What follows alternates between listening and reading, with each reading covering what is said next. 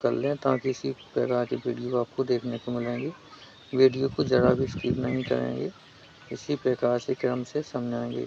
अब यहाँ है मुझे भोजन की दुकान पर जाना है, तो इसे कहेंगे I need to go to the grocery store. यदि वीडियो हाई में हो, तेज में हो, तो इसे रोक रोक कर भी पढ़ सकते हैं। इसके बाद है मुझे रेस्तरां में जाना है, इसे कहेंगे I need to go to the restaurant.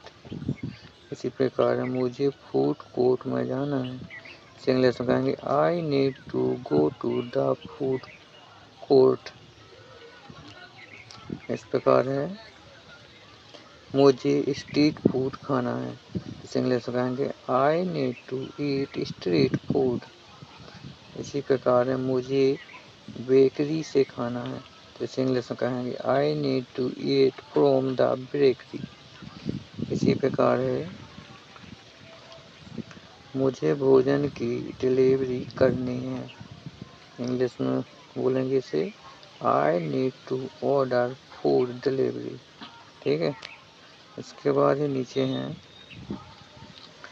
मुझे भोजन की ऑनलाइन ऑर्डर करनी है, इसे कहेंगे इंग्लिश में I need to order food online. इसी प्रकार है मुझे भोजन की पार्टी देनी है, यह बार बार हिंदी में लोग बोलते हैं मुझे भोजन की पार्टी देनी है, इसे इंग्लिश में कहेंगे I need to host a food party.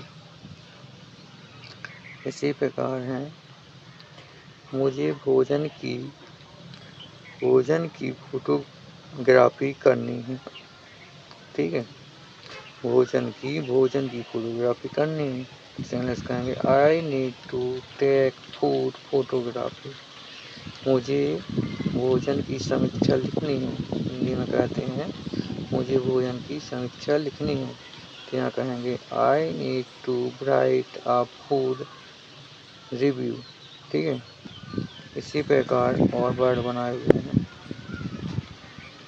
तो यहाँ देखेंगे मुझे भोजन की तैयारी के लिए सामग्री चाहिए, तो यहाँ इसी को इंग्लिश में बोलना सीखेंगे I need ingredients to prepare food. इसी प्रकार है मुझे भोजन की तैयारी के लिए उपकरण चाहिए, क्या चाहिए? उपकरण। इंग्लिश में कहेंगे I need equipment to prepare food. ठीक है। इसी प्रकार है मुझे भोजन की तैयारी के लिए समय चाहिए,